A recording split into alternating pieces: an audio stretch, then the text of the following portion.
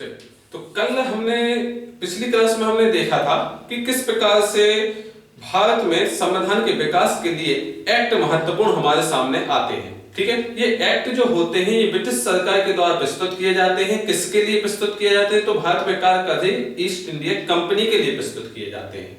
Clear है? अब यहाँ पे हमें देखना है कि भारतीय व्यक्तियों के द्वारा किस प्रकार से संविधान सभा की मांग की गई थी और किस प्रकार से संविधान सभा का निर्माण हुआ, क्योंकि यही संविधान सभा तो आगे चल के संविधान का निर्माण करेगी। ठीक है, यहाँ पे देखें तो सबसे पहले जो संविधान की मांग की बात आती है तो ये करते हैं 1895 बाल गंगाधर तिलक। बाल गंगाधर तिलक की पार्टी थी स्वराज पार्टी और बाल गंगाधर तिलक ने 1895 में यहाँ पे संविधान की मांग की। क्लियर है? यहीं पे देखा जाए तो 1922 में महात्मा गांधी ने संविधान सभा के निर्माण के लिए एक कथन कहा था जो कि कुछ इस प्रकार से था कि भारतीय संविधान का निर्माण भारतीय व्यक्तियों की इच्छानुसार ही होना चाहिए।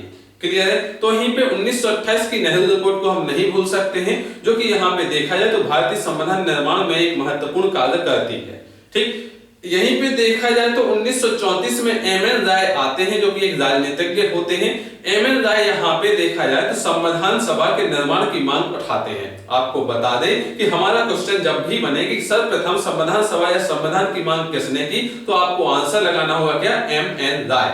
क्लियर है? कोई दिक्कत? चल वहीं पे देखते तो 1936 में जो मांग की गई थी ये आधिकारिक रूप से की थी किसने? भारतीय राष्ट्रीय कांग्रेस ने। क्लियर है?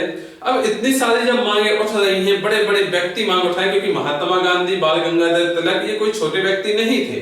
क्लियर है? तो इनकी मांग को इस प्रकार से खारिज नहीं किया जा सकता था और यहाँ पे देखा जाए तो ब्रिटिश सरकार को इन मांगों के आगे थोड़ा सा झुकना पड़ा और 1940 में जब हमने ब्रिटिश सरकार को यहाँ पे अगस्त प्रस्ताव भेजा संविधान के निर्माण के लिए, तो इसी अगस्त प्रस्ताव के फलस्वरूप ब्रिटिश सरकार के द्वारा 1942 में क्रिप्स मिशन भारत भेजा गया।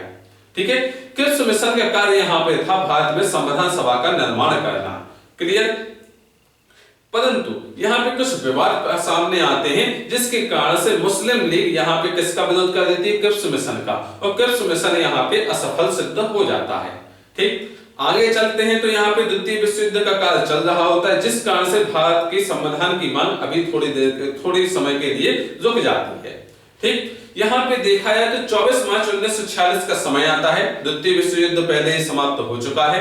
ठीक है, तो 24 मार्च 1946 के समय देखा जाए तो तत्कालीन ब्रिटेन के प्रधानमंत्री जो थे वो थे क्लीमेंट एंटनी। क्लीमेंट एंटनी की मंत्री परिषद के 3 सदस्य हुआ करते थे, जिनका नाम था यहाँ पे sir Stafford Cripps, A B. Alexander और लॉर्ड पैट्रिक लॉरेंस। ये तीनों सदस्यों का एक समूह होता है जो कि भारत आता है संविधान के निर्माण के लिए। ठीक है, जब ये भारत आता है तो इसका एक नाम दिया जाता है जिसका नाम था कैबिनेट मिशन। देखिए, मंत्री परिषद या मंत्रिमंडल को क्या कहा जाता है? कैबिनेट। क्लियर है? और ये कैबिनेट का एक मिशन था। क्लियर? चलिए आगे बढ़ते हैं।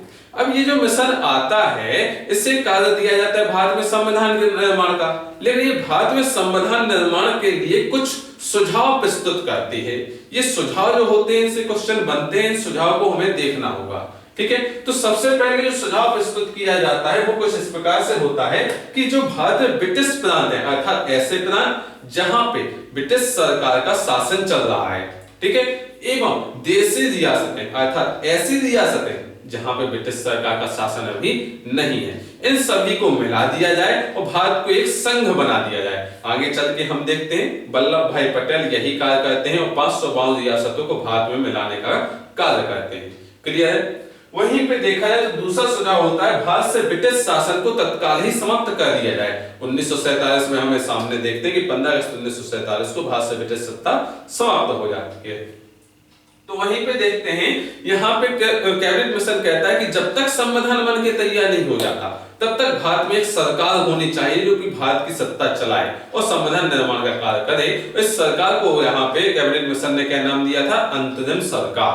ठीक है, अब यहाँ पे हमने कहा कि चलो भाई आपने कह दिया कि एक सरकार होनी चाहिए, लेकिन ये जो सरकार बनेगी किस प्रकार से बनेगी इसका हमारे पास कोई भी अनुभव नहीं है।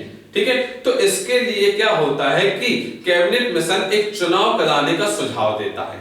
ठीक है, इस चुनाव के लिए कुल मिला के 389 सीटों या सदस्यों का निर्धारण किया जाता है। इन 389 सदस्यों में से आपके 292 सदस्य आते हैं ब्रिटिश प्रांतों से, जबकि यहीं पे देखा जाए तो 93 सदस्य आते हैं देशी रियासतों से, तो वहीं पे देखा जाए तो 4 सदस्य आते हैं कमिश्नरी क्षेत्रों से। आपको बता दें यहाँ पे कमिश्नरी क्षेत्र आपके 4 हुआ करते थे, जिनमें देखा जाए एक था आपका दिल्ली, तो दूसरा था अजमेर, तो तीसरा था आपका कुल्ग जो कि वर्तमान में कर्नाटक हमारा कहलाता है, तो वहीं पे देखा जाए तो चौथा था आपका बलूचिस्तान जो कि पाकिस्तान में है। क्लियर?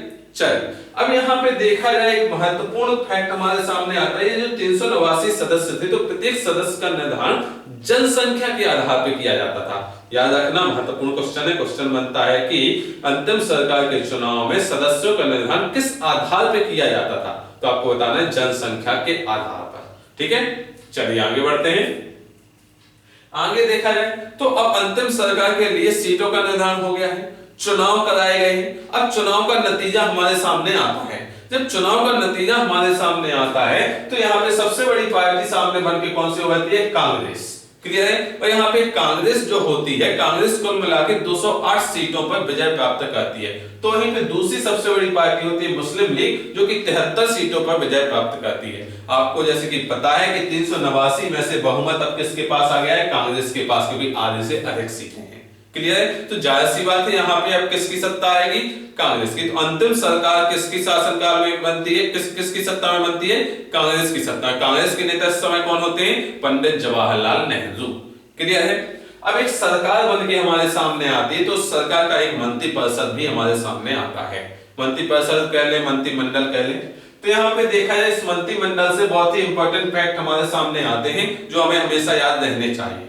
जैसे कि इस मंत्रिमंडल में विदेश मंत्री या फिर विदेश मंत्रालय का कार्य किसने संभाला? तो यहाँ पे विदेश मंत्री थे पंडित जवाहरलाल नेहरू।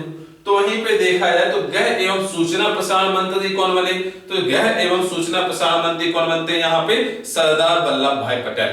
घर बनाने का कार्य, घर कब बनता है? जब सदस्य एक साथ होते हैं। सदस्यों को सभी को एक साथ लाने का कार्य किसने किया था? वल्लभ भाई पटेल। ठीक है। रक्षा मंत्री, अब रक्षा करने के लिए बल चाहिए, तो रक्षा मंत्री कौन थे? बलदेव सिंह। तो यहीं पे देखा जाए शिक्षा मंत्री, शिक्षा प्राप्त करने के लिए आचार्य की जरूरत होती है, और यहाँ पे शिक्षा मंत्री कौन बने थे? श्री राजगोपालाचारी आचार्य। क्लियर है? ठीक। तो यहीं पे देखा जाए तो खाद्य एवं कृषि मंत्री कौन बने? राजेंद्र प्रसाद। तो यहीं पे देखा जाए तो रेल मंत्री कौन बने? आसफ अली। और आपके उद्योग मंत्री कौन बने? लियाकत अली खान। क्लियर? इस प्रकार से देखा जाए तो एक संविधान सभा का निर्माण होता है और संविधान सभा बनके हमारे सामने तैयार हो जाती है। अब संविधान सभा का कार्य क्या है? यहाँ पे चुनाव कराना, सॉरी संविधान का निर्माण करना।